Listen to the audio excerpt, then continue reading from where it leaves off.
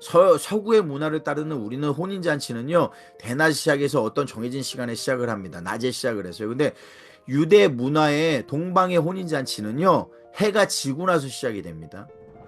해가 있을 때는 이 혼인잔치를 하지 않아요. 혼인잔치는 결혼식이 아닙니다. 이게 두 번째로 여러분들이 아셔야 되는 얘기예요.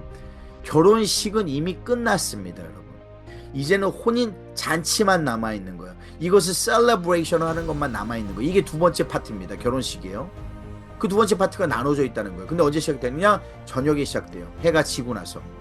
언제부터 시작되느냐? 해가 지자마자 아니에요. 중요한 건요, 이게 왜 마태복음에 담겨있느냐? 유대인들만 이해할 수 있느냐? 왜냐면은 때를 알 수가 없습니다, 여러분.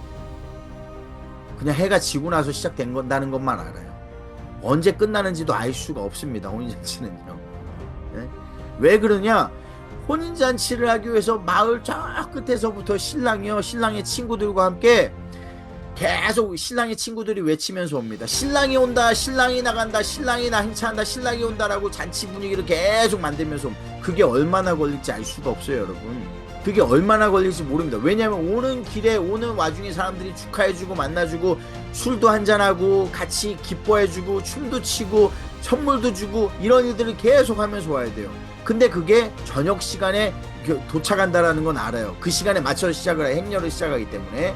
그런데 언제 시작하는지는 알 수가 없습니다. 한 가지 확신 있는 거 뭔지 아세요? 반드시 시작한다, 반드시 온다라는 거 그 하나만 있는 거예요. 얼마나 기다려야 될지 알 수가 없습니다. 근데 그 사실을 알 수가 없기 때문에 이게 은혜로운 거예요, 사실은요. 왜 은혜롭냐? 이 비유가 무엇에 비유되고 있다고요? 천국의 비유가 되고 있다니까요. 그리고 이 신랑이 확실한 거는 주님이라는 것이 확실하다는 거예요. 주님이 다시 오시는 걸 얘기하는 거예요. 주님이 오셔가지고 결혼한 걸 얘기하는 게 아닙니다. 주님이 오셔가지고 우리를 택정한 걸 얘기하는 게 아니라 잔치로 불러들여 천국에 들어가는 걸 얘기한다는 얘기예요, 지금요. 이 비유가 그렇다는 얘기입니다. 그렇다면은 옆에서 외치고 고함치고 하는 사람들은 그 마지막 날에 주께서 오신다라는 나팔을 부는 그 천사들의 모습이겠죠. 그러나 여기에는 담겨있지 않지만요. 그러니까 언제 올지 모른다는 얘기예요. 대낮에는요, 여러분, 등을 가지고 있는지 가지고 있지 않는지 이건 전혀 중요하지 않습니다. 불이 필요가 없어요. 등을 밝히지 않습니다. 저녁이 되고 이제 밤이 해가 지고 어두워지면 등불을 켜자마자 무슨 일이 생기느냐? 5절에 보면은 신랑이 더디움으로 다 졸며 잘세, 졸면서 졸기도 하고 깨기도 하고 다 이렇게 졸음에 빠져 있다는 얘기예요. 이거 가지고 뭐라 그랬나요? 아니요, 뭐라 그러지 않았습니다. 한마디도요. 이것에 대해 탓하는 게 없어요. 그런데 이 얘기가 있습니다. 6절에 보면 밤중에 보되 밤중에 소리가 나되, 드디어 소리가 들리는 겁니다. 아까 제가 말씀드린 대로요. 이 결혼식이 그렇다는 거, 혼인잔치가 그렇다는 거예요. 밤중에 소리가 나서 보되 보라 신랑이로다, 신랑이로다, 신랑이로다 라고 하는 소리가 멀리서부터 들리는 겁니다. 바로 문 앞에 와 있는 게 아니에요. 이제 소리가 들리는 거예요. 멀리서 소리가 들립니다. 소리가 들리는데 그 소리를 볼 수가 없어요. 근데 여기서 중요한 게 있어요. 그 소리가 들리는데 어둡단 말이에요. 어둡단 말이에요. 그러니까 무엇이 달라지느냐? 처녀들이 다 일어서서 그때 등을 준비합니다. 이게 헷갈리는 거예요. 이게 여러분들을 어렵게 하는 겁니다. 왜 어렵냐? 상황을 생각해 보니까 어두워졌지, 졸았지, 그러고 나서 소리가 들렸어. 신랑이 온다고, 등을 밝힌다고 그랬어. 무엇을 일반적으로 우리가 생각하냐면은 등을 밝히니까 신랑이 찾아올 수 있도록 우리가 어디에 있는지 불을 밝혀준다라고 착각을 합니다. 그렇게 생각을 합니다. 신랑은요, 어디로 와야 되는지 알고 있어요, 여러분. 우리가 하는 건요, 우리를 찾아오도록 등을 밝히는 게 아니에요. 이 등의 역할이 그게 아닙니다. 그러니까 이 비유가 우리한테는 아무 의미가 없는 비유예요. 그러니까 이해가 안 되는 거예요. 유대인들에게는 이해가 되는데. 그렇기 때문에 마태복음에 담겨 있는 거예요, 이 비유가요. 신랑이 신부의 집을 못 찾지 않아요. 등이 있건 없건 신부의 집이 어딘지 찾습니다. 이 등의 역할이 무엇인지 여러분들 깨달아야 돼요. 이 등의 역할이 무엇을 알아야 되냐? 등은 신랑을 위한 게 아니라는 걸 알아야 돼요. 등의 역할은 뭐냐면 나를 위한 거예요. 나를. 등은요. 이게 기가 막힌 겁니다. 이 비유를 이해하는 데 있어서 많은 사람들이 이해할 수 없는 이유가 여기에 있는 거예요. 등이 나를 위한 거라는 거. 신랑을 위한 게 아니라. 자, 보십시오. 나를 위한 건데 그제서야 무엇이 달라지느냐? 처녀들이 다 일어서 등을 준비했습니다. 각자 자기가 등을 가지고 왔잖아요. 그러면서 8절에 보니까 미련한 자들과 실기 있는 자들이 확 갈라집니다. 절반으로요. 근데 미련한 자들이 어떻게 하냐? 미련한 자들이 실기 있는 자들에게 이르되 우리 등불이 꺼져가니라고 얘기합니다. 우리 등불. 여러분, 이게 왜 천국의 비유가 됐는지 여러분들이 여기서부터 느낄 수가 있어요. 지금까지는 몰라요. 낮에는 모릅니다. 이게 밝을 때는 알 수가 없어요. 주님이 오시는 날을 항상 어떻게 비유하는 줄 아세요, 여러분? 평성대 모든 것이 평탄하고 모든 것이 평안하고 모든 것이 기쁘고 즐겁고 할 때 주님이 오신다고 그랬나요? 아니요. 세상이 정말 도저히 살 수 없을 것 같을 때 주님이 오신다라고 성경은 공통적으로 얘기하고 있습니다. 에스겔서에서 그렇게 하죠. 예레미야서에서 그렇게 얘기하죠. 여러분, 그죠? 지금 여기에는 마태복음 24장에서 그렇게 하죠. 그리고 요한계시록에서 그렇게 얘기하죠. 모든 성경으로 다 그렇게 얘기합니다. 주님은 평탄할 때 오시는 게 아니에요.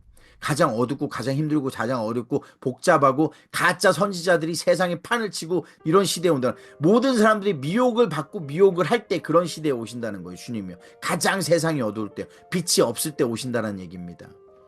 근데 이 어두워질 때 등을 들고 일어서자 갈라집니다. 그러면서 예전에는 분명히 원어의 표현이 각자 자기 혼자 스스로 이 얘기가 계속 나왔거든요. 근데 여기에서 8절에서 갑자기 달라져요. 우리라는 단어가 나옵니다. 우리라는 단어가 그들이 우리의 등이 부족하니 너희의 것을 우리에게 나눠달라고 얘기합니다. 그러니까 어두워지니까 확 구분이 되는 거예요. 신랑이 온다라는 음성이 들리니까 확 나눠지는 겁니다. 슬기 있는 자들과 미련한 자들이. 근데 슬기 있는 자들과 미련한 자들이 뭐라고요? 자기 자신의 신념을 믿는 자들과 자기 자신을 믿지 않는 자들이라고 얘기했어요. 이 둘이요. 이 사람들이 갈라지는 겁니다. 신령을 믿는 자들은 망하는 자들이에요. 여러분, 조심하셔야 돼요. 신령을 믿으면 안 됩니다. 신령 나를 믿으면 안 돼요. 내가 믿고 있는 걸 믿어서도 안 됩니다. 무조건 성경만을 믿어야 되는 겁니다. 내 뜻이 어떠하든 flexibility, 나의 모든 것을 다 지우치고 새로운 것이 맞다면 그것을 받아들일 수 있는 준비가 되어져야 된다는 얘기예요. 그래서 학자의 덕목이라는 것이 아까 중요하다고 여러분들이 말씀을 드린 겁니다. 미리 사전에요. 우리의 것이 부족하다는 거예요. 그러니까 너희 것을 나눠달라고 얘기합니다. 그때 슬기인 자들이 뭐라고 얘기하냐면요, 9절에 이렇게 합니다. 슬기인 자들이 대답하여 이르되 우리와, 또 우리라고 얘기해요. 여지껏 각자였는데 신랑이 온다라는 음성이 들리니까 우리로 바뀌어버린 거예요. 여러분, 그날이 오면요 구분이 확연해집니다. 천국에 가 있는 사람들이 내가 어떻게 여기 왔지 감사하다라고 생각할 사람들은 많이 있습니다. 내가 나 같은 인간이 어떻게 여기 왔을까라고 생각하는 사람들 많아요. 그러나 지옥엔 그런 사람이 없어요. 지옥은 내가 여기 와 있어기에 마땅하다고 생각하는 사람들이 100% 다 거기에 있습니다. 왜냐? 바로 이 말씀 때문이에요. 이러한 말씀 때문에. 그때가 오면은요, 음성이 들리면은요, 자기들이 압니다. 얼마나 안타까운 일입니까? 여기에서도 우리와 너희로 나누어집니다. 얼마가 있는지, 기름이 얼마인지 눈에 보이지 않아요. 그런데 우리와 너희로 명백하게 나눠져요. 그때가 되면. 나의 것을 믿고 있는 사람들은 자기 자신들이 안다는 얘기예요. 그랬더니 슬기는 자들이 뭐라고 대답하냐면요, 우리와 너희가 쓰기에 다 부족할까 한다는 거예요. 이 기름이 우리와 너희가 쓰기에 다 부족할까 하노니 차라리 파는 자들에게 가서 너희 것을 사오라라고 얘기합니다. 자, 보십시오. 파는 자들에게 가서 사오라고 그랬어요. 이게 왜 두려운 얘기냐? 이 두 가지 이유가 있습니다. 여러분들이 깨달아야 될 게 두 가지가 뭐냐면은, 여러분, 밤이에요. 어두워졌어요. 그죠? 그런데 아주 심각하게 놀라운 것은요, 어두워지고 밤중이라고 했어요. 이들이 졸 정도로 밤중입니다. 아주 늦은 밤입니다. 그죠? 맞죠? 그런데 파는 자들이 있다라는 얘기예요. 지금도. 이게 충격적인 거예요. 사실은요. 이 첫 번째로 충격을 받아야 되는 게 파는 자들이 지금도 장사를 하고 있다는 얘기입니다. 이 사람들이요.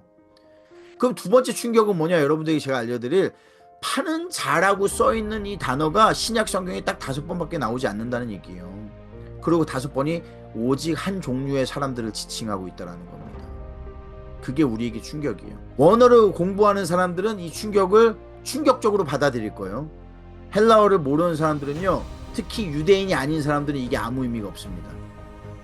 이 시간에 파는 사람이 있든지 말든지, 그리고 파는 사람이 누군지 알 수도 없고. 그런데 여러분들이 원어를 읽으면 한 가지를 알게 돼요. 이 성경에 오늘 이 마태복음 25장 9절을 제외하고는 이게 4번 딱 등장하는데 4번 다 한 종류의 사람을 지칭한다는, 그 종류의 사람이 누군지 아세요? 성전 앞에 동전을 파는 그 사람들입니다. 주님이 상을 뒤엎은 그 사람들을 지칭을 하는 거예요. 그럼 놀라운 게 뭔지 아세요, 여러분? 그 사람들이 지금도 장사를 하고 있다는 얘기예요. 이 시간에도요. 유대인들은 다 알고 있다는 얘기예요. 그 시간에도 이 사람들이 거기서 장사를 하고 있다는 얘기예요. 그 시간에도 성전 앞에서, 거룩한 곳에서. 그리고 그것을 유대인들이 이 사람들이 다 알고 있다는 얘기예요. 그러지 말고 지금도 열었으니까 가서 기름을 사오라는 거예요. 기름을 거기 가면 살 수 있다는 얘기예요. 그러고 나서 이 사람들이 미련한 자들이 그 기름을 사러 갑니다, 여러분. 더 어려운 얘기가 뭐냐? 그 기름을 사러 가요. 그리고 사가지고 돌아옵니다. 샀기 때문에 돌아오는 거예요. 그 시간에 팔았다는 얘기예요. 이 사람들이 보통 사람들이 아닙니다. 어떻게 거기 앞에서, 여러분 성전 앞에서 그 사람들이 팔는 사람들이, 유대 문화 속에는요, 주님이 그 상을 뒤엎기 전까지는 그 사람들은 어떤 사람들인 줄 아세요? 나의 편의를 도와주는 사람들이에요.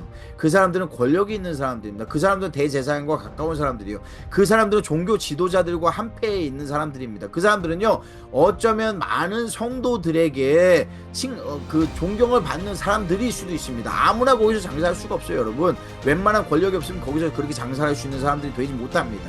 거기서 그런 장사를 할 수 있다는 건요, 유대 지도자들과 결탁되어 있다는 얘기예요. 그리고 그 사람들은 어떠한 이미지로 비춰졌느냐? 거기서 장사하기 위해서는 나의 신앙을 도와주는 사람, 나의 제사를 도와주는 사람, 내가 여기에서 성전에서 예배 드릴 수 있도록 나를 도와주는 사람들이란 얘기예요. 내가 예배를 드리기 위해서, 재물을 드리기 위해서 제사를 드려야 되는데 재물을 가지고 오지 못하니까 그 사람들이 친히 그 앞에서 나를 도와주는 사람들. 낮에는요, 나의 신앙이, 당신의 신앙이 전혀 보이지 않을 수 있어요. 근데 어두워지고 하나님이 오신다라는, 주님이 오신다, 신랑이 오신다라는 음성이 들리면 그제서야 갈라지는 겁니다. 그 전까지는 사올 수 있어요. 나의 신앙을 돈을 주고 살 수 있습니다.